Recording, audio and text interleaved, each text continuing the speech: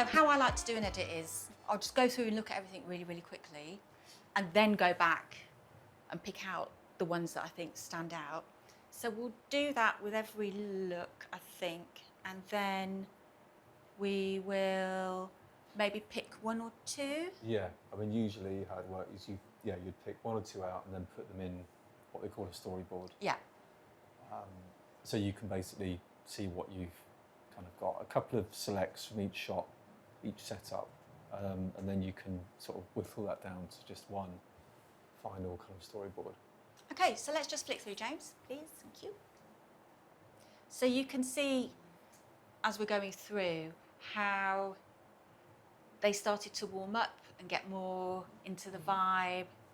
And then, if you remember, we brought in this prop almost that was like a dream, because look how it matches his outfit, and the yellow, the gold on here picks up the gold. It was really, really, what's the word, serendipitous? Yes. Serendipitous. Lucky that it was there. So that's what I was saying. When you're on set or on any location, always just keep an eye out for things that you might be able to put in shots. Because that wasn't on the mood board. We had sitting down on the mood board, but I think these are really, really great.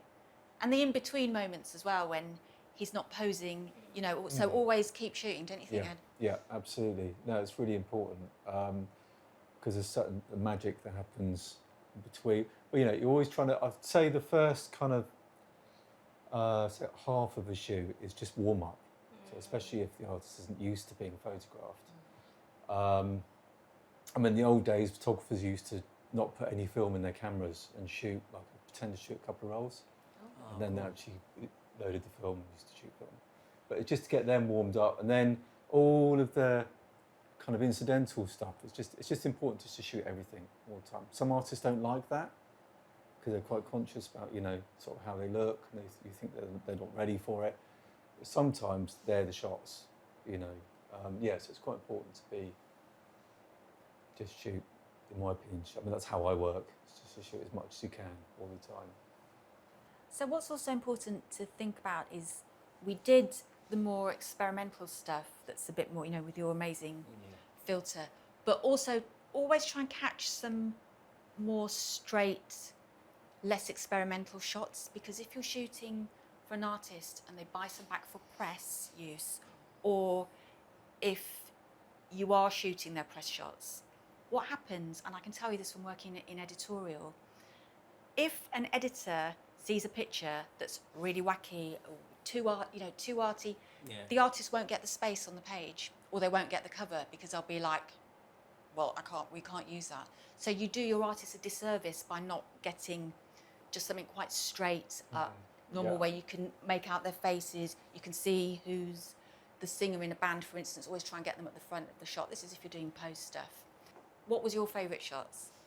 Was it the more straight ones, or when we started to get more experimental? Yeah. Yeah. I mean, that one's great. Face to face as well. Yeah. Sometimes when there's hundreds and hundreds of shots, I've had assistants working with me, assistant picture editors, and I've been like, okay, you do the edit, and they're like, but how do you choose? How do you choose? But I think if you look quickly, and if something will jump out at you, like a pinprick, and that's the one to go for on your instincts. And sometimes, if it's hard to edit, then, maybe this isn't the best selection to be picking from. How many images would you say would be reasonable to send? So from this, I would probably expect to see about 20 from each look. And if you as a photographer want to make an edit and go, these are my favourite ones, that's totally cool. But if you only send a few, you will be getting a phone call or an email going, where are the rest of the pictures? Which I know is hard, but when you're working for a client, you're working for a client, you're not working for yourself. If it's your own shoot, then go ahead and pick the ones you want. But the more you can show, the more chance you've got of extra shots being bought. So I quite like the third one in on the bottom row. this one, Yeah. I think that's a really good one. Yeah, I like that Really one a good lot. one. Okay, Paul, what do you think? I like the second one in from the top. That one. Yeah. And Yeah. I like these two as well. Yeah. Okay, Joanna, what do you think?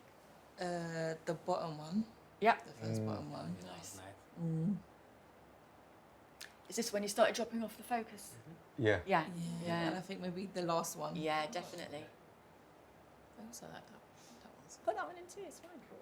And the top third one in. Yep.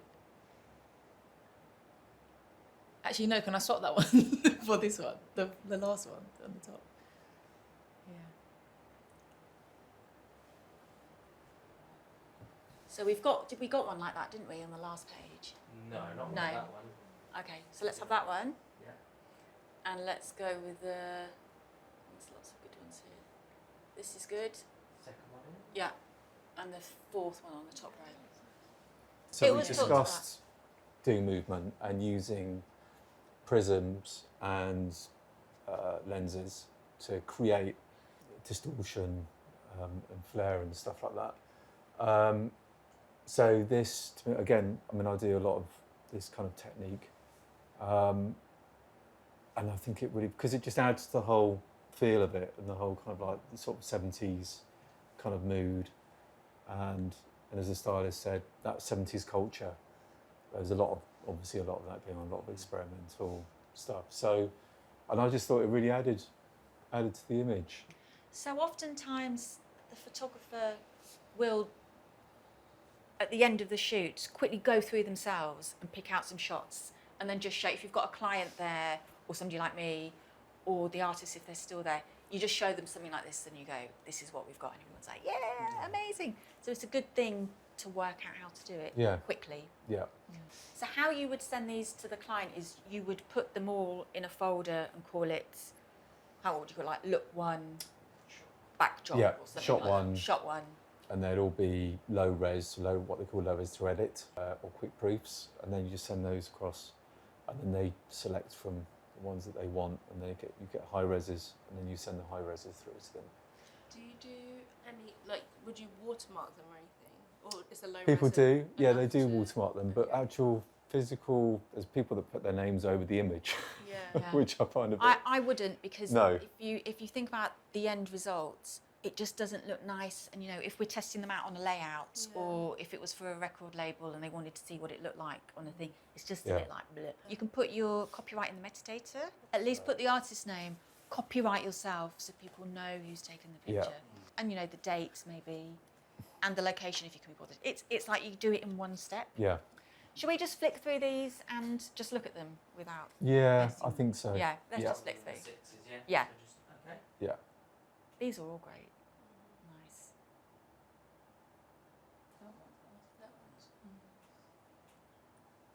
So I know what we can do. Oh, I love these. I know. Yeah. Yeah. Thank you, Paul. Amazing. How come you had that Yeah. filter with you? I just bought all my equipment You because bought all I'm your- shooting tomorrow. So, Oh, okay. Yeah. Well, I was going to say, it's obviously not a precise, it's not a Yeah. precise thing. You have Yeah. to kind of play around with it. So you're Yeah. looking, you're having to view it and rotate things all at once and try and get it in focus as well as everything else. So it's very much a kind of Trial and error. trial and Yeah. error, Right. Do but it once, can luckily, you do it again? I'm not sure. Yeah. this is it probably not, but that's what I like about it, it's Yeah. not, I'm definitely one for the accident. So you kind This of, is great, isn't it? yeah, that's really nice. We do need to pick for Abbey Road one landscape shot that we shot in the Yeah. live room. So we should do that. So the brief says skills hub hero shot, landscape orientation, both artists in frame, dynamic nice. and emotionally engaging. That one is. These image will be the first visual people see when they land on the skills hub, so it should convey creativity, collaboration and musical energy. Oh, here we go. Yeah. Go back a bit, James. Go back to the one where the film crew were in as well. Couple up. There's only a few up. Nice picture. Yeah, these ones. I never noticed these. Yeah. So good, those shapes, aren't they? And then the echoing of the circles of the Oh, yeah. wires here and here. Really nice. Because of the Not jump that good as in well. Yeah. colour. Hmm? Not as good in No, colour. not as good as colour because it's quite busy, but when you strip it back, that's a good one, right? That's nice. Yeah. I think it's quite interesting with looking at these now, because I haven't seen these yet, with the black and white grade on them. But you kind of realise that actually, I think it's quite new to them to be photographed. So can really help sort of employing, getting props in and stuff, which is why I think when they're at the piano, I much preferred those pictures because there's something, it made them a bit more comfortable about being photographed. So talk about working with the light here, Ed, because Yeah. You're So quite lucky, it I think, wasn't as good, but again, this is something that was on the mood board. I knew that there's a heavy sort of black and white element to this. So, because in colour it wasn't working as well with the top light, but in black and white it changes everything. So obviously you have these, kind of quite hard, small top lights, but which I had to kind of like move around in camera, so I got them sort of quite symmetrical on him, and I just think through the glass is really nice actually. yeah. But you've got to be careful because then you're balancing out. You've got to balance out got to bring the shadows out as well, because obviously with a strong top light, you lose all of the detail in the shadows. So, but obviously you need to correct a lot of that with the software that we talked about, the capture software that you've got. You can bring all that back. Do you prefer shooting with ambient light or in the studio? Both. I think it's whatever lends itself to sort of either or really. I think I like to cover both, but sometimes you just know straight away whether it's more ambient or whether it's going to be more sort of lit. That's a really good idea. Yeah. Oh yeah, the outside shots. Gosh, I forgot. Didn't we Yeah. capture a lot today? Yeah.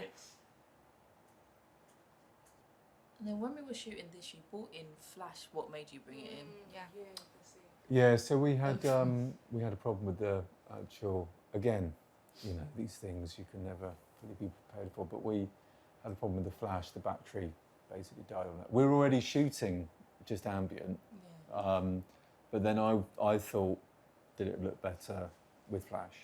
So I wanted to try it, but then we had problems with it and it wasn't firing all the time, struggling to recycle. So I was dipping in and out of shooting ambient, and whenever the flash was working, I would use that. Can you just pop up just an image, just to one with flash, one without? Doesn't matter which, just to show what the difference is in. That looks like a film, so doesn't it? Like a film poster. I mean, there's not a lot in it really, actually, but Is that what? Yeah. Is that's flash? Isn't that's it? with flash, Yeah. yeah, Can see with the shadow. yeah, and that's on the left, isn't it?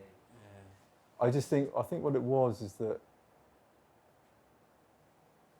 It's difficult call really. I'm I think with the actually flash, I'm it's terrible at slightly editing. sharper, isn't it? Yeah. The image is just It slightly is, sharper. yeah. Also, I just wanted to catch the jacket more, which I think the flash Yeah. does. Yeah. This is really good. And Yeah. It's more sort of. It's bouncing. And I Yeah. think it lights up their eyes a bit better as Yeah. well with the flash. Yeah. So that's a really good Yeah. thing to remember. Always shoot colour, because if you only send black and white, Yeah. you'll get the call. Have you got this in colour? Oh, okay. So people Yeah. want to, like we know that this looks better in black and white, Yeah.